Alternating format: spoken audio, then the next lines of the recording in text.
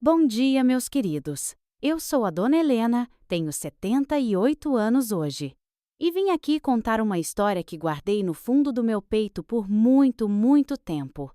Antes de começar, se você está gostando deste vídeo, por favor, aperta aquele botão de curtir e se inscreve no canal para não perder nenhuma das nossas histórias da vida real.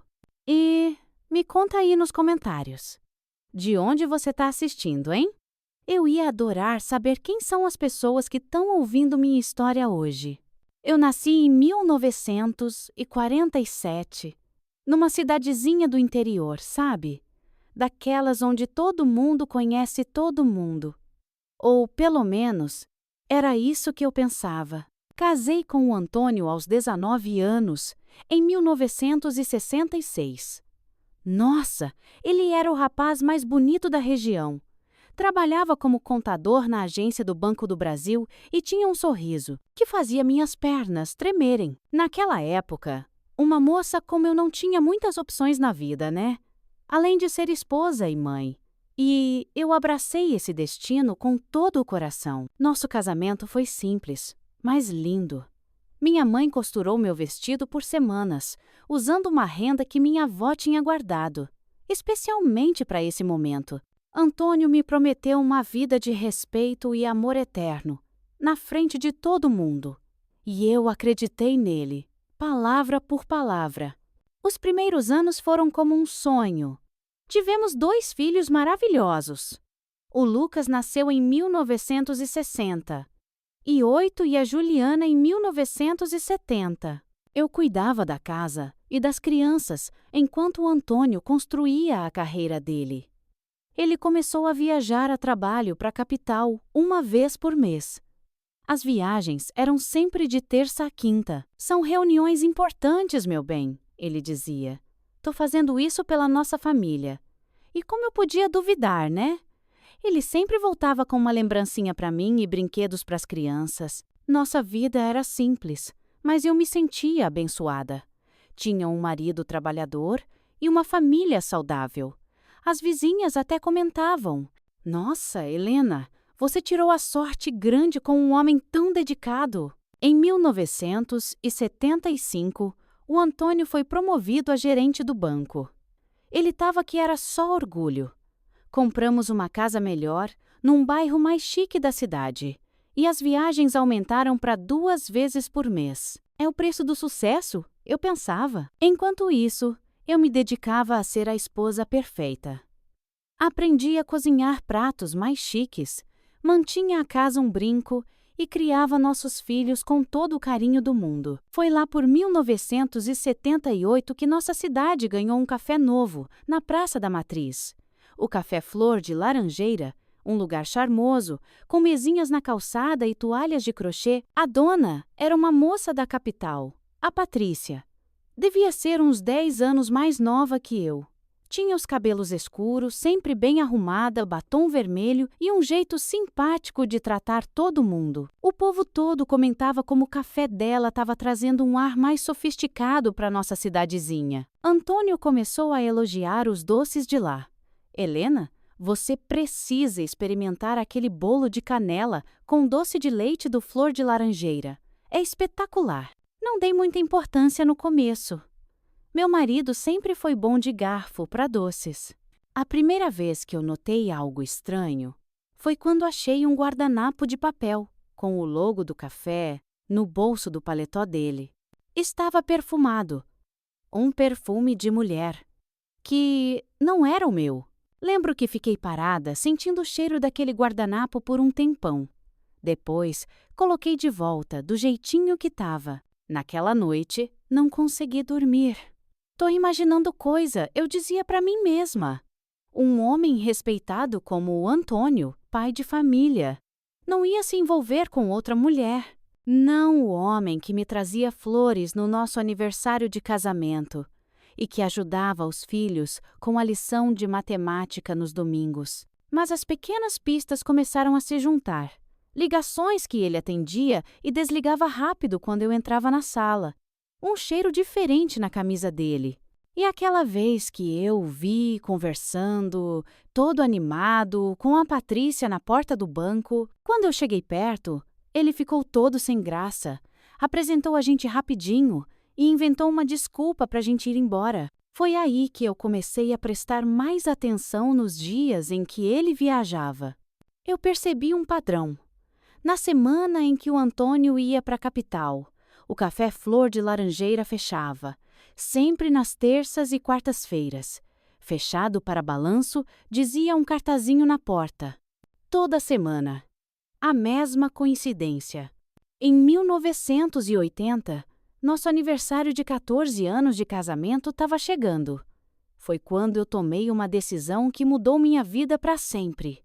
Em vez de confrontar o Antônio ou fazer uma cena, eu decidi entender melhor o que estava acontecendo. E para isso, eu precisava conhecer a Patrícia. Numa segunda-feira, quando eu sabia que o Antônio estaria atolado com o fechamento do mês no banco, eu fui no Café Flor de Laranjeira pela primeira vez. O lugar era mesmo um encanto. Tinha cortinas de renda nas janelas e flores frescas nas mesas. A Patrícia me atendeu pessoalmente. Ela não fazia ideia de quem eu era. O Antônio nunca levava a família no café, e mesmo numa cidade pequena, ainda tem gente que não se conhece. O que a senhora gostaria de provar hoje? Ela perguntou com um sorriso genuíno. A pele dela era perfeita, sem as marcas de preocupação que eu via no meu próprio rosto toda manhã no espelho. Ouvi falar maravilhas do bolo de canela com doce de leite. Respondi, sentindo o meu coração disparar. Ah, é a especialidade da casa. Vou trazer uma fatia fresquinha para a senhora. O bolo era mesmo delicioso. Macio, com a quantidade perfeita de canela e uma calda de doce de leite que derretia na boca. Enquanto eu comia, observava a Patrícia atendendo os outros clientes. Ela tinha um jeito especial. Lembrava o nome de todo mundo. Perguntava sobre a família deles. Não era difícil entender por que o Antônio ou qualquer homem se encantaria por ela. Voltei na semana seguinte. E na outra. Sempre nos dias em que eu sabia que o Antônio não ia aparecer por lá. Comecei a puxar conversa com a Patrícia. Descobri que ela era de uma cidade maior. Tinha vindo para cá depois de terminar um namoro complicado. O café era o recomeço dela. Eu sempre amei confeitaria. Ela me contou. É como transformar ingredientes simples em momentos de alegria. Ela não usava aliança. Eu perguntei se ela estava namorando. É complicado. Ela respondeu com um suspiro. Ele não está disponível, mas promete que um dia a gente vai ficar junto de verdade. Cada palavra era como uma agulhada no meu coração. Mas eu mantive o sorriso. Pedi mais uma fatia do bolo. A senhora gosta mesmo dele, né? A Patrícia comentou. É o melhor que eu já provei. Eu adoraria aprender a fazer. Patrícia hesitou. É uma receita de família. Mas a senhora tem sido uma cliente tão fiel. Quem sabe um dia eu não te ensino. Era a oportunidade que eu esperava. Nas semanas seguintes, eu cultivei uma amizade com a Patrícia. Falávamos sobre receitas, sobre a vida na cidade, sobre sonhos. Ela me contava sobre o namorado misterioso dela, sem nunca dizer o nome do Antônio. Como ele prometia que ia largar a esposa infeliz. Como eles planejavam uma vida juntos. Como ele dizia que nunca tinha amado ninguém como amava ela. Em troca, eu inventei uma vida. Disse que era viúva, que meus filhos moravam longe. Patrícia sentia pena de mim. A pobre senhora solitária que encontrava consolo nos doces dela. Depois de 3 meses de visitas regulares, a Patrícia finalmente concordou em me ensinar a receita do bolo. Marcamos para uma segunda-feira. Antes do café abrir, cheguei cedo, com o coração batendo forte. A cozinha do café era pequena, mas impecável. Patrícia já tinha separado todos os ingredientes. Este bolo tem um ingrediente secreto. Ela confidenciou, enquanto amarrava um avental na minha cintura. É por isso que ninguém consegue copiar. O segredo era um toque de raspas de limão siciliano e um tiquinho de noz moscada junto com a canela. Observei cada movimento das mãos dela, memorizei cada medida. Patrícia era uma professora excelente, paciente e generosa. Enquanto a massa assava, enchendo a cozinha com aquele cheiro delicioso, ela me mostrou como fazer a calda de doce de leite. Foi quando eu notei uma fotografia pequena, escondida atrás de um pote de açúcar. Era o Antônio sorrindo, num piquenique. É ele? Perguntei, fingindo inocência.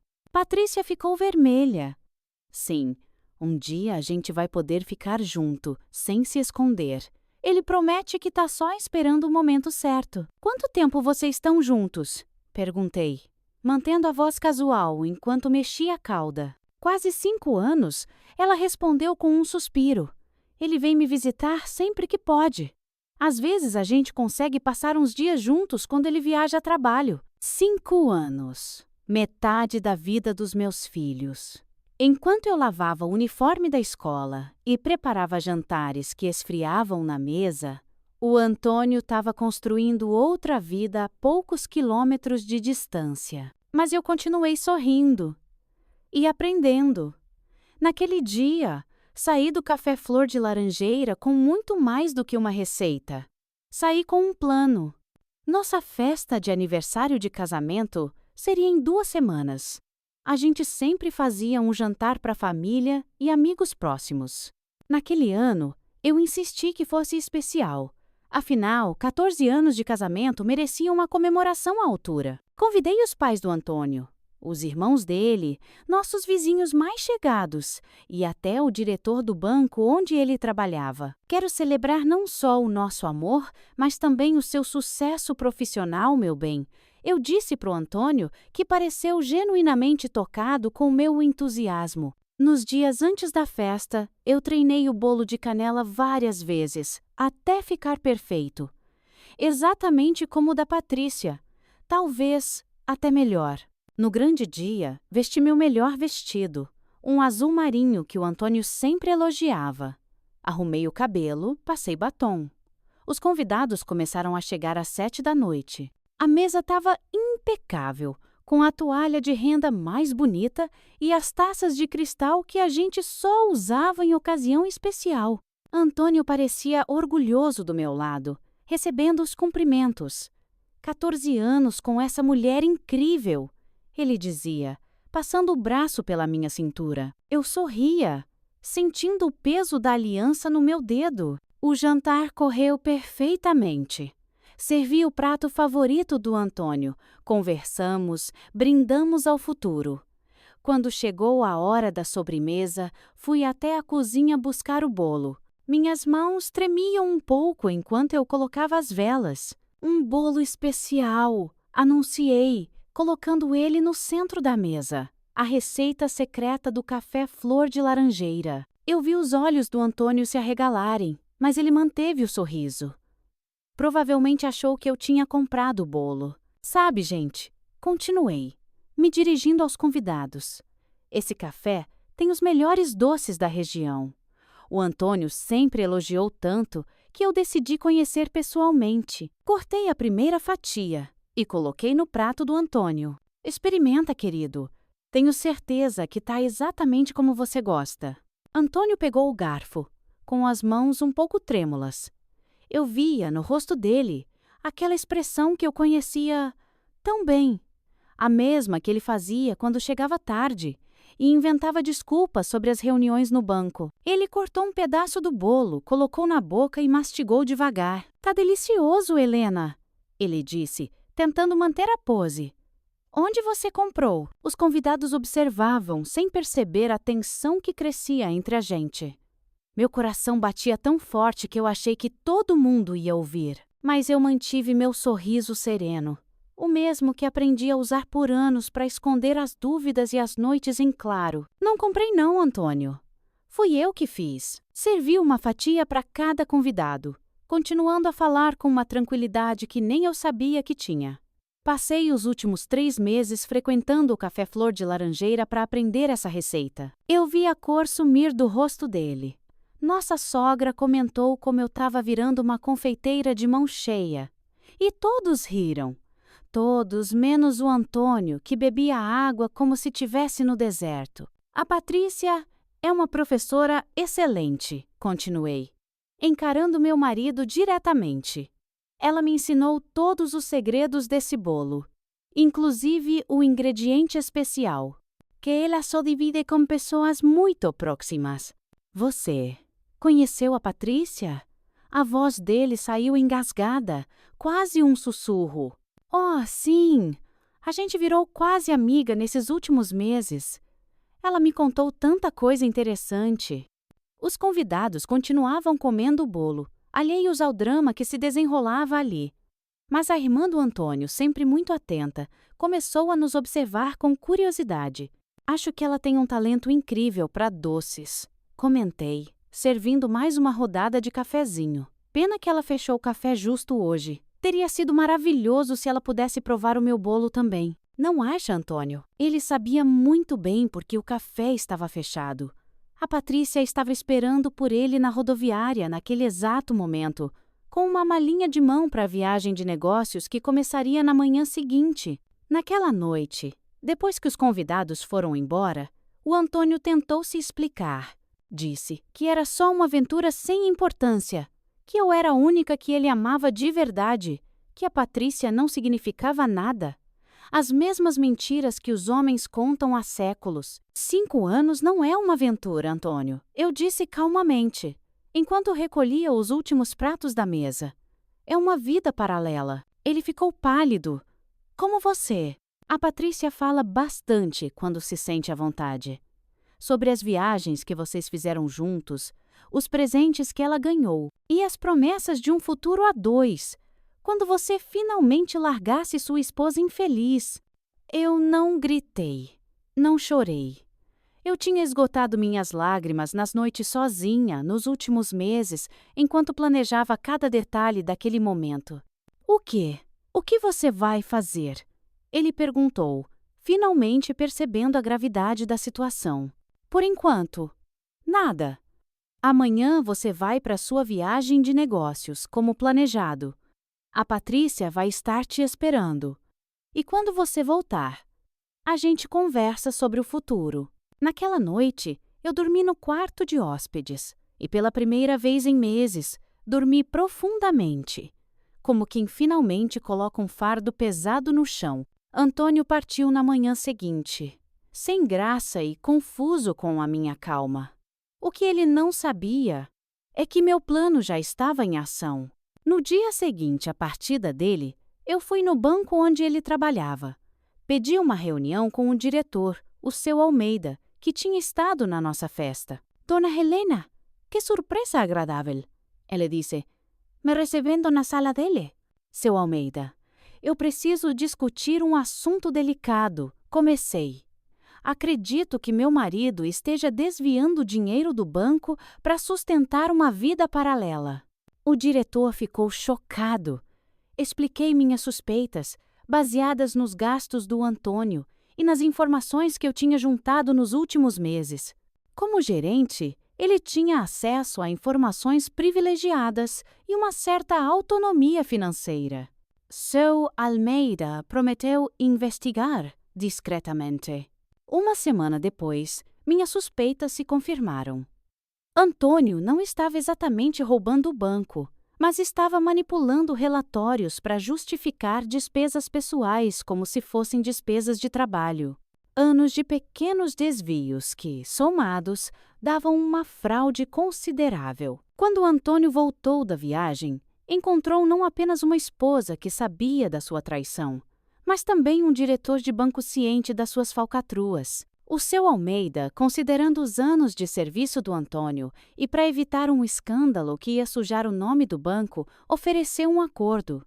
Demissão silenciosa, em vez de um processo criminal, desde que o Antônio devolvesse o dinheiro desviado. Em casa, nossa conversa foi curta e dolorosa. Tenho 2 opções para você, eu disse para o Antônio, enquanto ele sentava arrasado na cadeira da cozinha.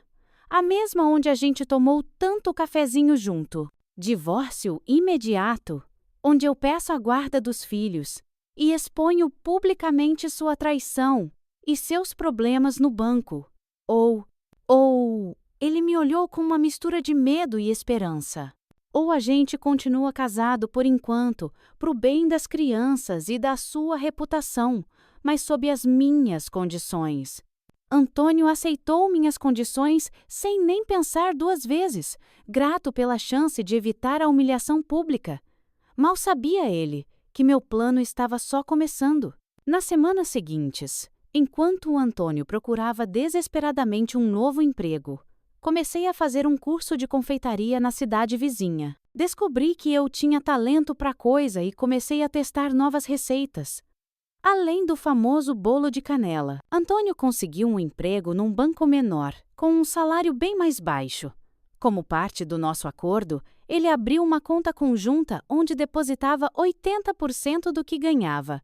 Eu administrava esse dinheiro para as despesas da família e para começar o meu próprio negócio.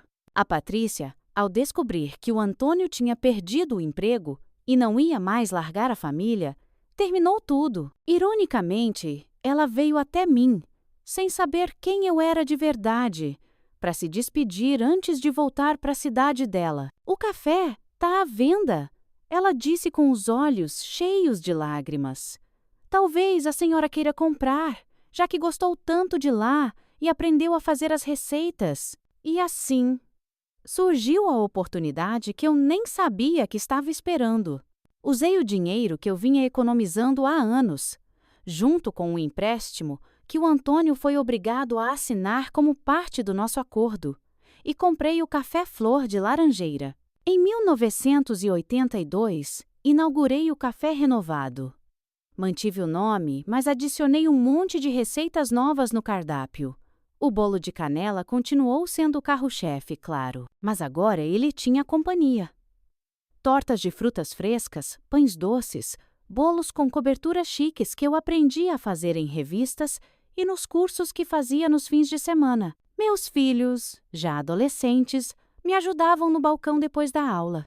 E o Antônio, cumprindo a nossa farsa de família feliz, aparecia aos domingos para tomar um café com os clientes, que o cumprimentavam com respeito, sem saber da verdade do nosso arranjo. O café prosperou de um jeito que eu nunca imaginei. Em 1985, comprei a loja do lado e expandi o negócio, montando uma pequena padaria. Aprendi a fazer pães artesanais, croissants, brioches, delícias que nossa cidadezinha nunca tinha visto. As pessoas começaram a vir de cidades vizinhas só para provar meus doces. Jornais locais publicaram matérias sobre o Café Flor de Laranjeira e sua dona, a doceira com mãos de fada. O que ninguém sabia era que cada novo sucesso, cada elogio, cada nota de dinheiro no caixa, era parte da minha vingança silenciosa. Antônio assistia ao meu sucesso com uma mistura de admiração e remorso.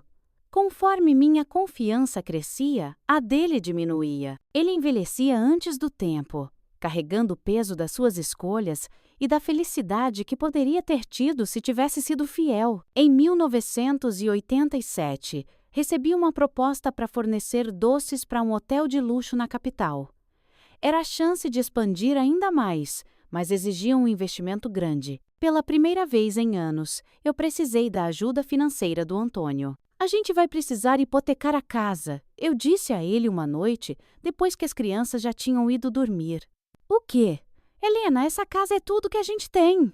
Que a gente tem? Antônio, essa casa está no meu nome desde o nosso acordo. E não é tudo que a gente tem. Eu tenho um negócio próspero que pode crescer ainda mais. Foi nossa primeira discussão de verdade em anos. Antônio argumentou, implorou, até tentou me ameaçar, dizendo que ia revelar nosso casamento de fachada. Mas nós dois sabíamos quem tinha o controle agora. No final, ele cedeu. Como sempre, hipotecamos a casa e eu investi o dinheiro na criação da minha primeira linha de produtos embalados, biscoitos finos e bolos em conserva que podiam ser vendidos em delicatessens. O risco valeu a pena. Em 1989, os produtos do Café Flor de Laranjeira estavam nas melhores lojas da capital. O Lucas, nosso filho mais velho, Se formou em administração e voltou para trabalhar comigo, trazendo ideias novas de gestão. A Juliana foi estudar gastronomia na Europa e me mandava receitas e técnicas modernas que a gente usava no nosso cardápio. Antônio, enquanto isso, continuava no emprego medíocre dele, vivendo na sombra do meu sucesso. Nosso casamento existia só no papel e nas aparências. A gente dormia em quartos separados há anos e só se falava sobre coisas práticas na frente dos outros. Em 1990, abri minha segunda loja, dessa vez na capital. Foi quando eu decidi mudar o nome do negócio para Doces da Helena. Antônio protestou. Disse que Café Flor de Laranjeira já era um nome conhecido, que tinha história. Exatamente por isso, eu respondi. Quero deixar essa história para trás. É hora de criar a minha própria marca. O que ele não entendeu é que eu não estava só criando uma marca. Eu estava reclamando minha identidade, apagando os últimos vestígios da mulher que eu fui um dia, aquela que se definia pelo marido que tinha. No meu aniversário de 50 anos, em 1997, a gente já tinha 5 lojas espalhadas pelo estado.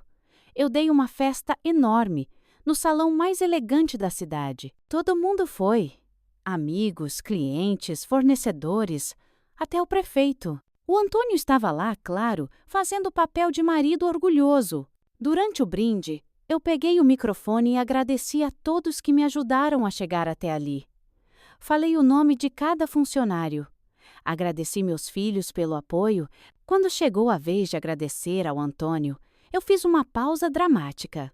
E agradeço especialmente ao meu marido, Antônio. Eu disse, levantando a taça na direção dele. Se não fosse por suas escolhas, eu nunca teria descoberto minha verdadeira vocação. Às vezes, a gente precisa das maiores decepções para encontrar nossas maiores alegrias. O silêncio que se seguiu foi ensurdecedor. Antônio sorriu, tenso, levantando a taça de volta. Só nós dois sabíamos o verdadeiro significado daquelas palavras. Naquela noite, enquanto os convidados dançavam, ele me puxou para um canto. Por que você fez isso? Depois de todos esses anos mantendo as aparências, eu ajeitei meu colar de pérolas, um presente que eu tinha me dado no aniversário anterior, e sorri para ele, porque finalmente eu percebi que não preciso mais da sua vergonha para me sentir vingada. Sua punição não é o que eu digo ou faço, Antônio. É você ver a mulher que eu me tornei. Apesar de você. O ano 2000 chegou com grandes mudanças. Enquanto o mundo se preocupava com o tal do bug do milênio, eu estava ocupada inaugurando minha primeira fábrica. Imagina só, aquela mesma mulher que anos atrás tremia ao achar um guardanapo perfumado no bolso do marido, agora cortava a fita de uma fábrica de 2.000 metros quadrados. Contratei 50 funcionários de cara, muitos deles, mulheres como eu, algumas até com histórias parecidas com a minha. Não que eu perguntasse, mas sabe como é? Trabalhando lado a lado, as histórias aparecem. Eu ouvia cada uma e, em silêncio, oferecia não só um emprego, mas uma chance de recomeço, exatamente como eu tinha tido. Lucas, meu filho, virou o diretor financeiro da empresa. Ele herdou o talento com números do pai, mas não a fraqueza de caráter. Graças a Deus. Juliana voltou da Europa formada chefe confeiteira em Paris e assumiu a criação de novos produtos. Meus filhos eram meu maior orgulho e, ironicamente, a única coisa boa que sobrou do meu casamento. E falando no Antônio, ele continuava morando na nossa casa, mais por conveniência do que qualquer outra coisa. Ele envelhecia a olhos vistos, cada vez mais amargo, vendo o império que eu construía enquanto a carreira dele minguava. O banco onde ele trabalhava foi comprado por outro maior, e o cargo dele foi cortado. Tô pensando em me aposentar, ele disse uma noite, em 2001, enquanto a gente jantava em silêncio. Faça o que achar melhor, respondi, sem tirar os olhos de um relatório de vendas. Só se lembre do nosso acordo financeiro. O acordo, claro, ainda valia. 80% de qualquer renda que ele recebesse ia para nossa conta conjunta. A essa altura, não era mais por necessidade. Meu negócio já dava muito mais dinheiro. Era uma questão de princípio. Em 2002, a revista Empresas Negócios fez uma matéria de capa comigo. Doces da Helena. Como uma dona de casa transformou uma receita em um império. A repórter, uma moça ambiciosa, me perguntou: qual foi seu maior desafio ao começar? Eu olhei pela janela da minha sala, vendo o movimento na fábrica. Acreditar que eu era capaz, respondi. Passei décadas achando que meu único valor era ser esposa e mãe. Descobrir que eu podia ser mais. Foi assustador e libertador. E seu marido? Como ele reagiu? Eu sorri. Digamos que ele aprendeu a respeitar minhas decisões. Com o tempo. Na tarde em que a revista chegou nas bancas, recebi uma ligação. Helena? É a Patrícia. Meu coração parou por um segundo. Patrícia, a mulher do café, a amante que, sem saber, me deu as ferramentas para minha liberdade. Patrícia, respondi, tentando manter a voz neutra. Há quanto tempo? Eu vi sua matéria na revista. Mal pude acreditar. Aquela senhora que ia tomar café e aprender receitas. Agora é essa empresária de sucesso. Ela contou que tinha se casado, tido filhos e que tinha uma padaria pequena em outra cidade. Nada comparado ao seu sucesso, claro, ela disse, com uma risada nervosa. O que eu posso fazer por você, Patrícia? Perguntei. Houve uma pausa. É que eu tô passando por dificuldades financeiras. Pensei que talvez. A ironia da situação era inacreditável. A mulher que quase destruiu minha vida agora pedia minha ajuda. Me mande seu currículo por e-mail. Eu disse, depois de pensar um pouco. Estamos sempre procurando gente com experiência. 2 semanas depois, Patrícia começou a trabalhar na linha de produção da minha fábrica. Não por vingança, nem para humilhá-la. Esse tipo de sentimento mesquinho não me movia mais. Eu a contratei porque, de certa forma, eu devia isso a ela. Sem a Patrícia e sua receita, quem sabe onde eu estaria hoje? Em 2003, Antônio sofreu um pequeno derrame. Nada grave, mas o suficiente para assustá-lo. No hospital, eu vi algo nos olhos dele que não via há muito tempo. Vulnerabilidade. Por um instante, lembrei do jovem por quem me apaixonei. Você vai ficar bem, eu disse, segurando a mão dele por um instante. Não era perdão, mas talvez uma pequena trégua. Lucas se casou em 2005. A festa foi linda, paga por mim, claro. Antônio e eu posamos para as fotos como o casal de pais orgulhosos. Você acha que eles vão ser felizes? Antônio me perguntou, enquanto a gente via nosso filho dançar com a noiva. Espero que sim, respondi. O Lucas sabe o valor da honestidade. A indireta foi certeira. Em 2007, uma rede de supermercados internacional quis vender meus produtos em todo o país. O contrato era gigantesco. Precisamos construir uma fábrica nova, mãe, disse o Lucas. O investimento é enorme. Teríamos que buscar financiamento. Até então, eu tinha bancado tudo sozinha. Mas para dar esse próximo passo, eu precisaria de sócios. Foi quando um grupo de investidores quis comprar 30% da empresa. O líder do grupo? Seu Ricardo Almeida, o antigo diretor do banco. O mesmo homem que descobriu as fraudes do Antônio anos atrás. Dona Helena, ele disse, na minha sala. Devo dizer que estou impressionado com o que a senhora construiu a partir daquele cafezinho. Obrigada, respondi seca. Mas por que o interesse na minha empresa? Ele sorriu. Eu sempre reconheci potencial. E, francamente, admiro histórias de superação como a sua. O jeito que ele disse superação me fez pensar que ele sabia de tudo. Acabei aceitando a proposta. No dia da assinatura, seu Ricardo me convidou para um brinde. A sua saúde, Dona Helena.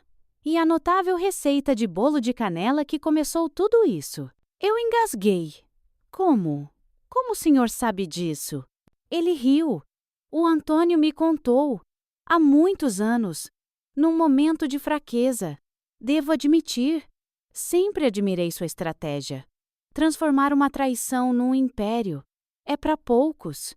A nova fábrica foi inaugurada em 2009. A marca Doces da Helena agora estava em 8 países. Aos 62 anos, eu comandava mais de 300 funcionários. Antônio, por outro lado, passava os dias vendo TV, vivendo com a mesada que eu dava da aposentadoria dele. De vez em quando, ele visitava a fábrica. Numa dessas visitas, ele ficou olhando para uma foto antiga do primeiro café. É incrível como as coisas acontecem, né? Ele disse. A vida é cheia de ironias, Antônio. Às vezes, nossos maiores erros nos levam a lugares inesperados. Ele se virou para mim, com os olhos úmidos. Você ainda me odeia? A pergunta me pegou de surpresa. Eu pensei um pouco. Não, respondi, honestamente. Não tenho tempo para isso. Estou ocupada demais sendo feliz. Apesar de você.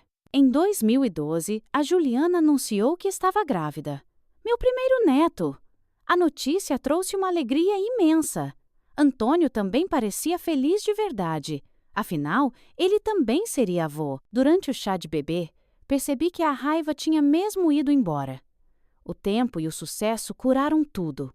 Naquela noite, pela primeira vez em décadas, conversamos de forma civilizada. Você acha que a gente vai ser bom avô?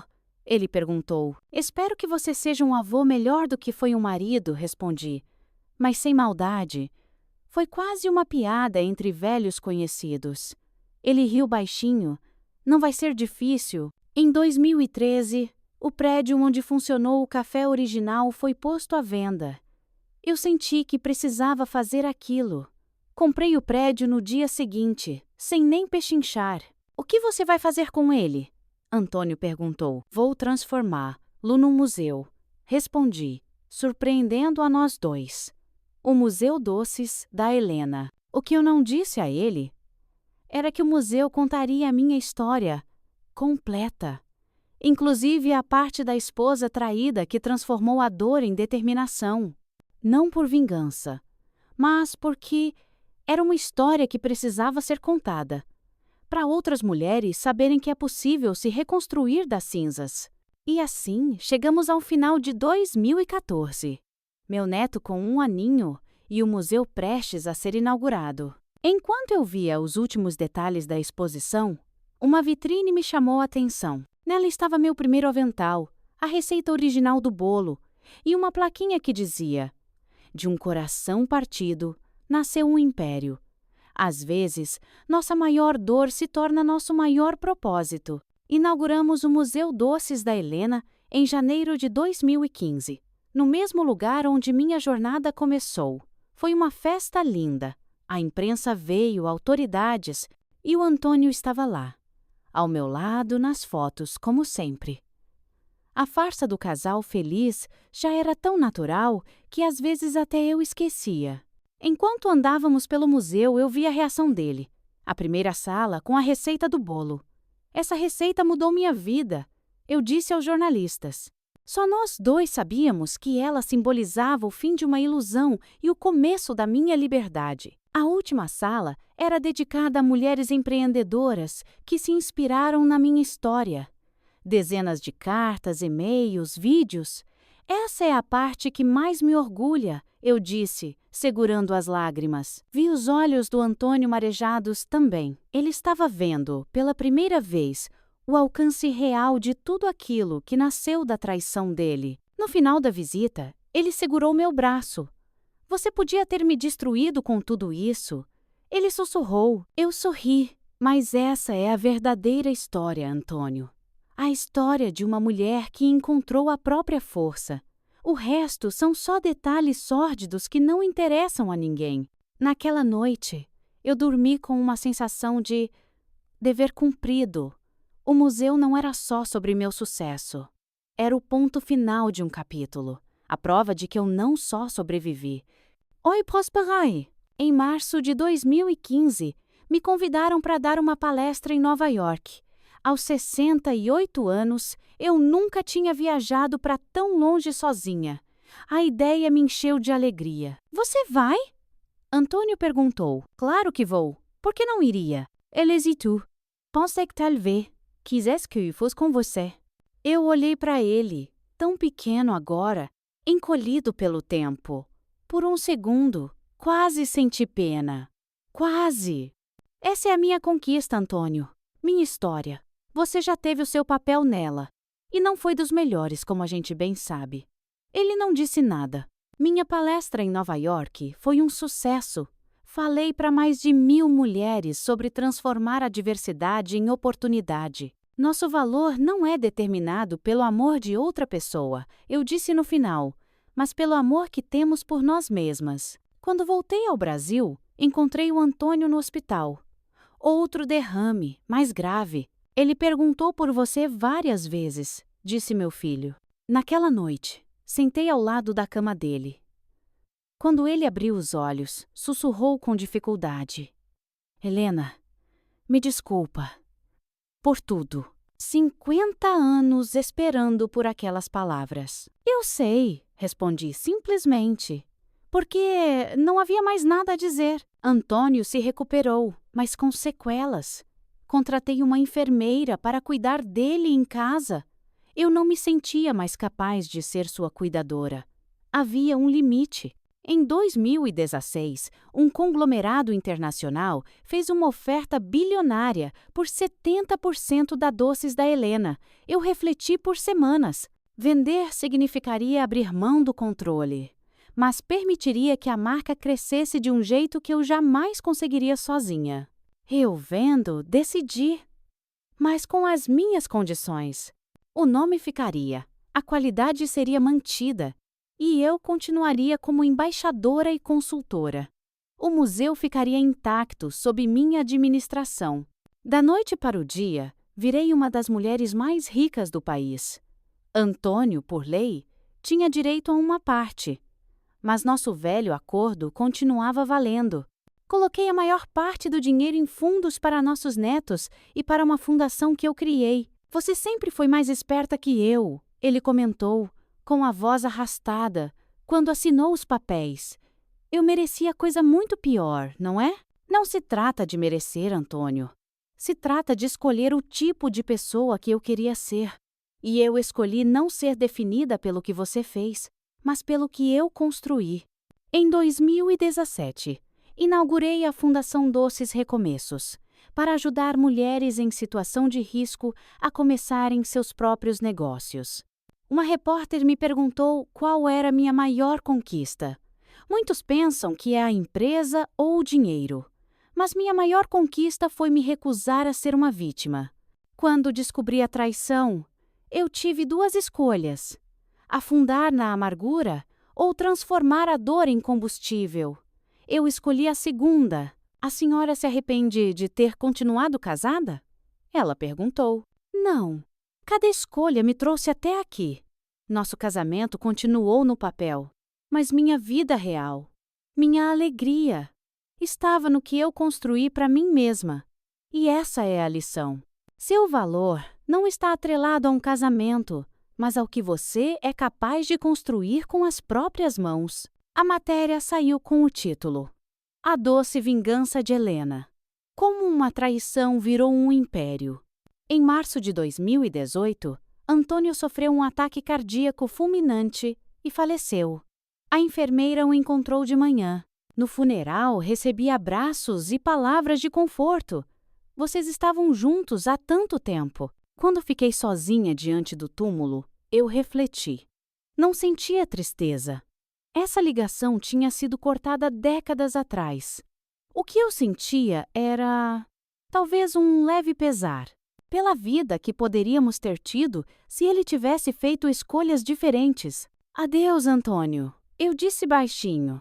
De certa forma, devo a você tudo o que eu tenho hoje. Não era o que você queria, mas foi o que aconteceu. Na manhã seguinte, pela primeira vez na minha vida adulta, eu estava verdadeiramente sozinha naquela casa. Eu estava livre, finalmente. No meu aniversário de 71 anos, fiz a viagem dos meus sonhos pela Europa, com minha filha e minha neta. 3 gerações de mulheres descobrindo o mundo. Uma noite em Paris, minha netinha me perguntou: Vovó, é verdade que você começou a fazer doces porque o vovô Antônio magoou seu coração? Eu ouvi a mamãe contando. Ela disse que você transformou algo triste em algo doce e maravilhoso. Eu sorri, impressionada. Sim, querida, é verdade. Às vezes, as pessoas nos machucam e a gente pode ficar triste para sempre, ou pode usar essa tristeza para criar algo novo. Ela pensou um pouco. Acho que você fez a melhor escolha, vovó. Porque agora todo mundo pode comer seus doces e ficar feliz. Eu a abracei, emocionada. Esse é o segredo, meu amor. A verdadeira vingança não é fazer o outro sofrer. É encontrar a sua própria felicidade, apesar da dor. De volta ao Brasil, retomei meu trabalho na fundação. Em 2020, com a pandemia, adaptamos tudo. Ajudamos mulheres que perderam seus empregos a se reinventarem. Cada desafio traz uma oportunidade, eu dizia. Hoje, em 2025, aos 78 anos, olho para trás e vejo uma vida que tomou rumos que eu nunca esperei. O que começou como uma vingança calculada virou uma jornada de autodescoberta. O Império dos Doces da Helena está em 45 países. A fundação já ajudou mais de 5.000 mulheres. E eu, de vez em quando, ainda faço aquele bolo de canela. E cada vez que o cheiro enche a minha cozinha, eu lembro de uma esposa traída, uma receita secreta e a determinação de transformar a amargura em doçura. Essa é a minha história. E se você que está me ouvindo enfrenta a sua própria decepção, lembre-se, o verdadeiro poder não está em destruir quem te magoou, mas em construir algo tão extraordinário que a mágoa se torne só um detalhe. Porque no final, a vingança mais doce é uma vida bem vivida. Sabe, meus queridos, a vida tem um jeito curioso de nos ensinar. E hoje quero compartilhar algumas lições que aprendi nessa minha jornada de quase 8 décadas. Em 2021, lancei meu livro de memórias, A Receita da Superação, onde contei tudo, em detalhes, não por vaidade, mas para servir de bússola para outras mulheres perdidas. Meu filho, Lucas, veio até mim no lançamento, emocionado. Mãe, eu nunca soube de tudo isso. A senhora sempre nos protegeu. Era meu papel como mãe, respondi. Não foi um peso, meu filho. Foi meu combustível. Cada mentira, cada noite em claro. Tudo virou determinação. Pouco tempo depois, uma produtora quis fazer um filme da minha história. Eu hesitei, mas a diretora, uma jovem muito sensível, me convenceu. Sua história não é sobre vingança, Dona Helena. É sobre transformação. O filme estreou em 2023. Foi estranho ver minha vida na tela, mas a essência estava lá. O mais tocante foi a reação das pessoas. Uma senhora me disse: Passei por algo parecido, mas me afoguei na amargura. Seu filme me fez ver o tempo que perdi, mas me deu esperança de que nunca é tarde para recomeçar. Nunca é tarde, eu respondi. A vida continua nos oferecendo novas receitas. Só precisamos ter coragem de voltar para a cozinha. Em 2024, a Fundação atingiu a marca de 10.000 mulheres atendidas. Fizemos um evento enorme, que chamei de Colheita de Histórias. No palco, eu olhei para aquele mar de rostos. Cada uma de vocês aqui, eu disse, tem a coragem de transformar dor em propósito, de usar as pedras no caminho para construir os alicerces de algo novo e belo. A vida raramente nos pergunta se estamos prontas. Ela simplesmente lança os desafios e observa o que faremos. É como receber ingredientes inesperados. A gente pode reclamar, ou pode arregaçar as mangas e criar algo surpreendente. Depois do meu discurso, várias mulheres subiram ao palco para contar suas histórias. Uma que criou uma rede de lavanderias após ser abandonada. Outra que transformou seu artesanato numa marca de sucesso. Uma terceira que, após um câncer, criou uma linha de cosméticos naturais. Cada história, um testamento da força feminina. No final, anunciei um novo fundo na fundação, para financiar os estudos de meninas que sonham em ser cientistas, engenheiras, médicas. Quando comecei, abrir uma confeitaria já era um sonho ousado, expliquei. Hoje, quero que nossas meninas olhem para o céu e não vejam limites. Em março de 2024, o filme A Receita Secreta foi indicado ao Oscar de Melhor Filme Internacional. Aos 77 anos, fui para Hollywood. No tapete vermelho, os jornalistas perguntavam se eu ainda sentia ressentimento. Não há mais espaço para isso no meu coração, eu disse. A melhor vingança foi viver plenamente. E estar aqui hoje, celebrando essa história com o mundo. O filme não ganhou o Oscar, mas ganhou uma plataforma global. Cartas chegavam do Japão, da África do Sul, da Noruega. De volta ao Brasil, recebi uma honra que nunca imaginei. Um título de doutora honoris causa em empreendedorismo social de uma universidade federal. Eu, que mal terminei o ginásio.